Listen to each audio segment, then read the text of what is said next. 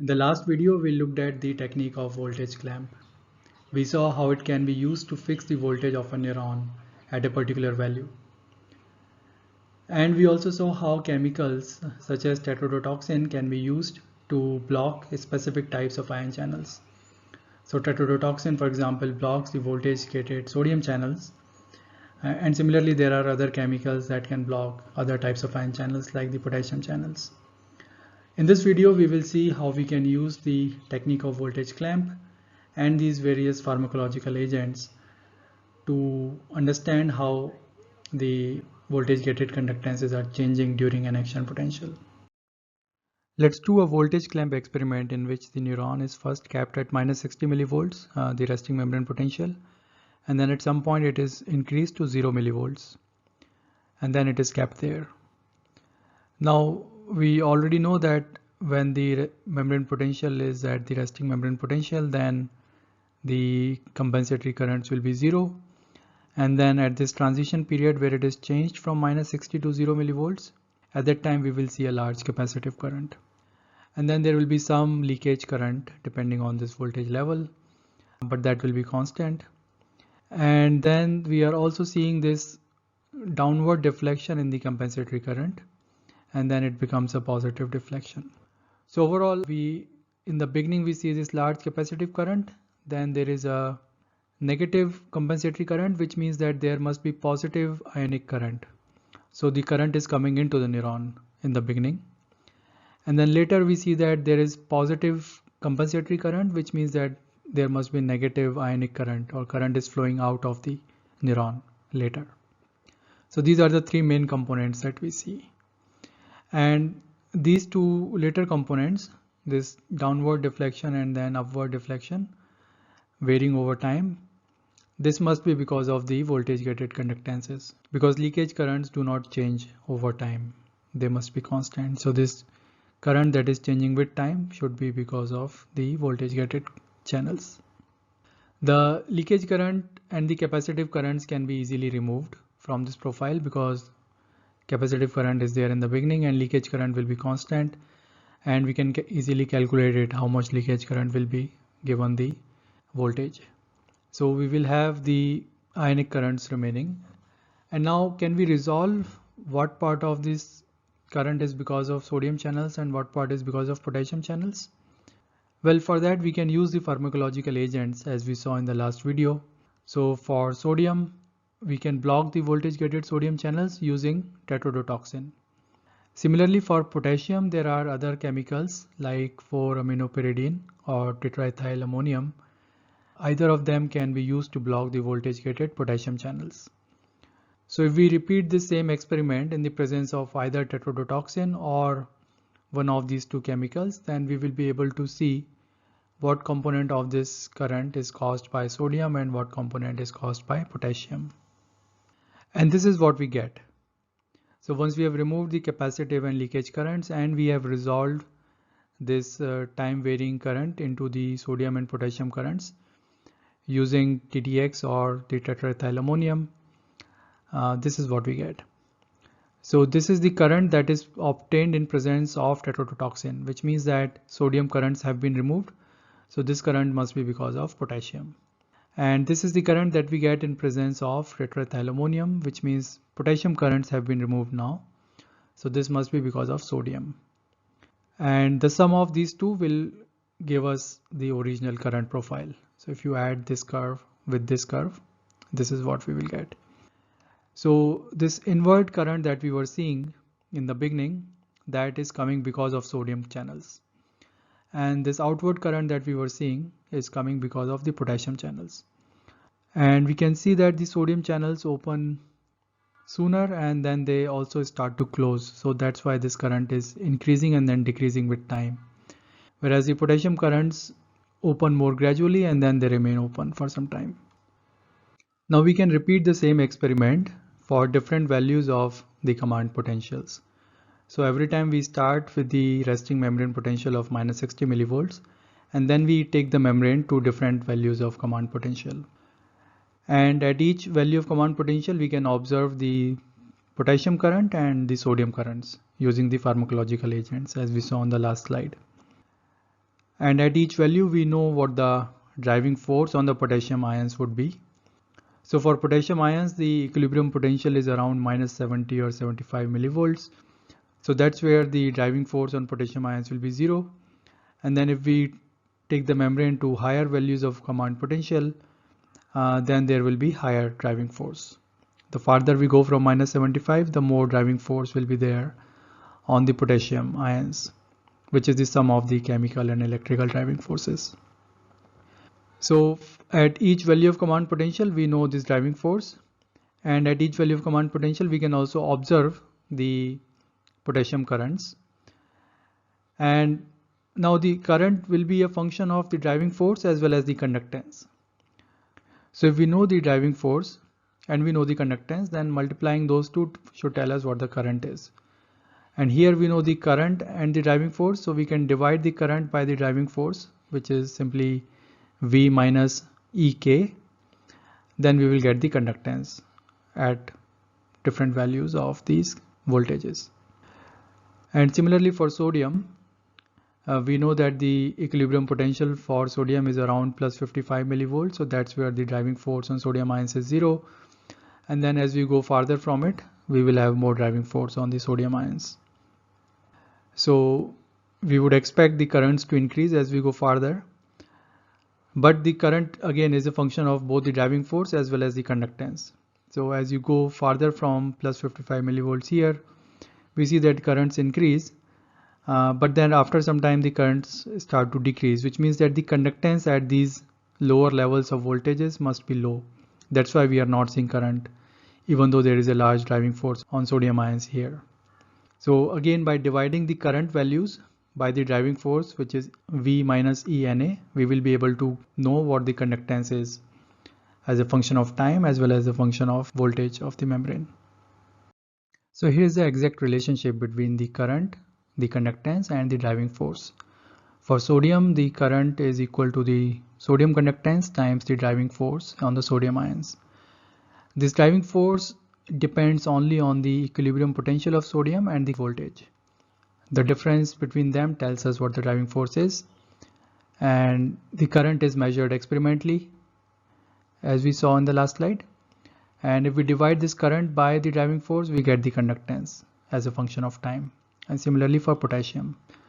So in these experiments where we start at minus 60 and then we take the membrane potential to different values of command potential, we can calculate the conductance as a function of time for different values of these command potentials.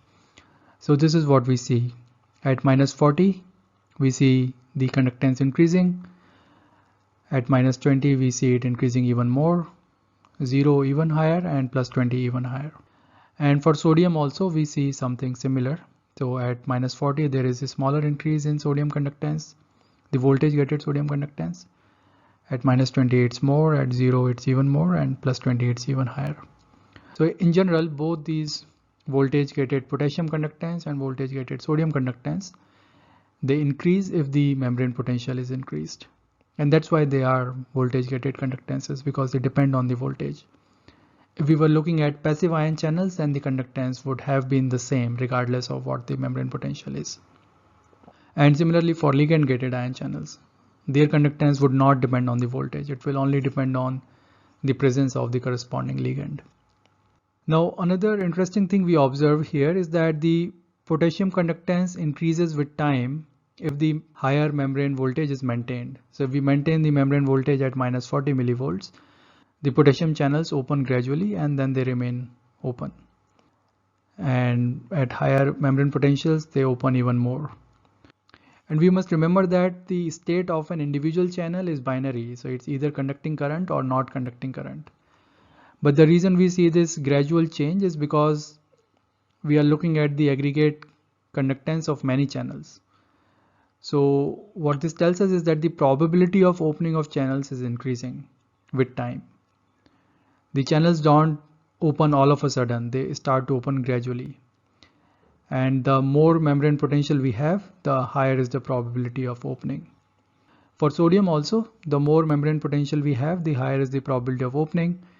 But we see one difference here compared to the potassium channels, which is that the sodium channels open and then they seem to close again, and they are not opening again, which means that they are actually going into that third state, which is the inactive state.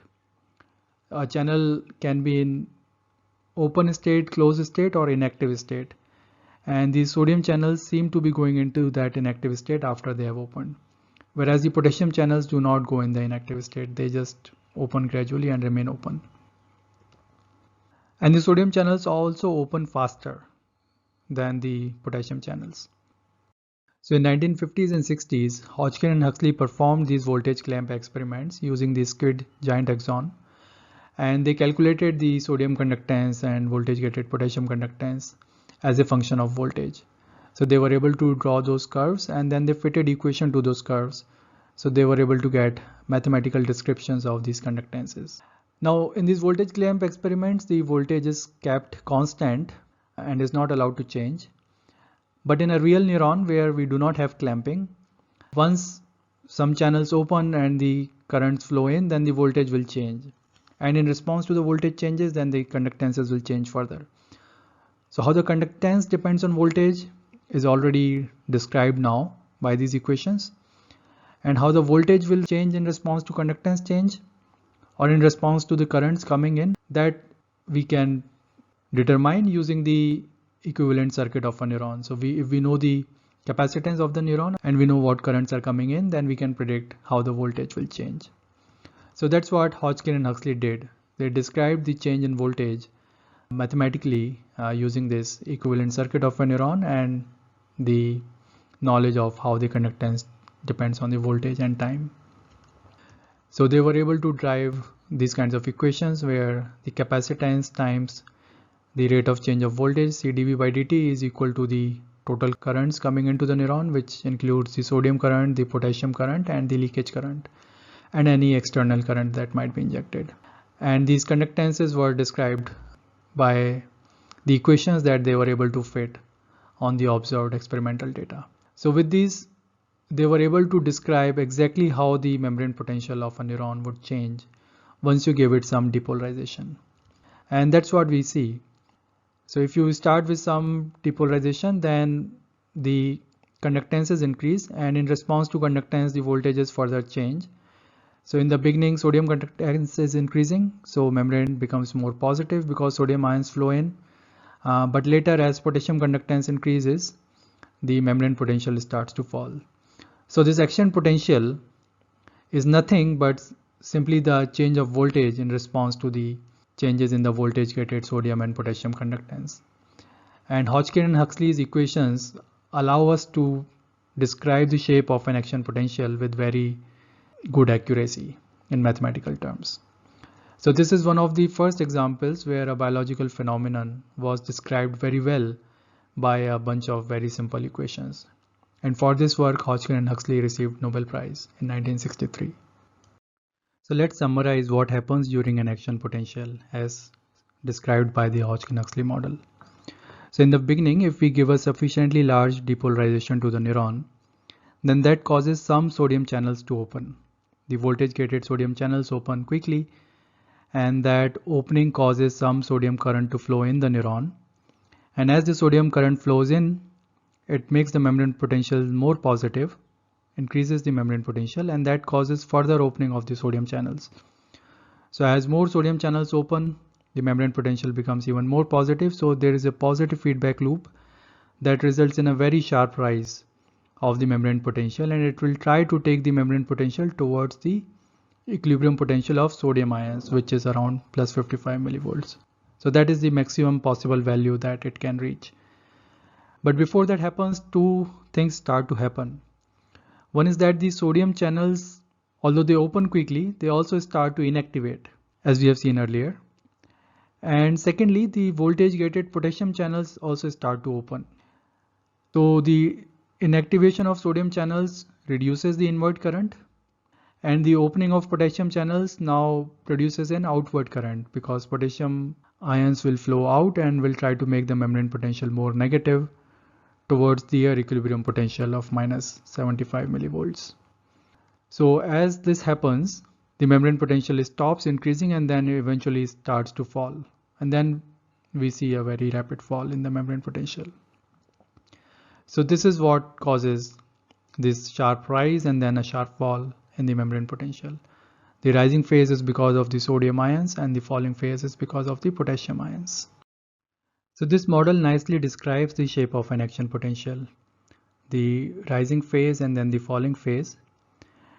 But if we look carefully at the shape, we notice one more interesting phenomenon here, which is that the membrane potential actually goes below from where it had started. So the value of the voltage here is lower than the starting point. And this is called the after hyperpolarization. So this additional hyperpolarization that we are seeing after an action potential is called the after hyperpolarization. Can you guess what the reason for this after hyperpolarization might be? If we recall, the membrane potential is basically determined by the balance between different ions. The sodium ions try to take the membrane potential towards their equilibrium potential, and potassium ions try to take the membrane potential towards their equilibrium potential here. And the resting membrane potential is dependent on how much sodium conductance and potassium conductance there is in the neuron. During an action potential, the sodium conductance had increased, but then it also inactivated. While the potassium conductance increased a little bit later, but then it did not inactivate. So these potassium channels are still open at this point, and therefore the potassium ions keep on going out and the membrane keeps on becoming more negative. So because we have additional potassium conductance here, the membrane potential will go towards the equilibrium potential of potassium ions. So it will go towards -75 millivolts, but not below that. And then as these voltage gated potassium channels gradually close, then the membrane potential can return back to the default baseline value.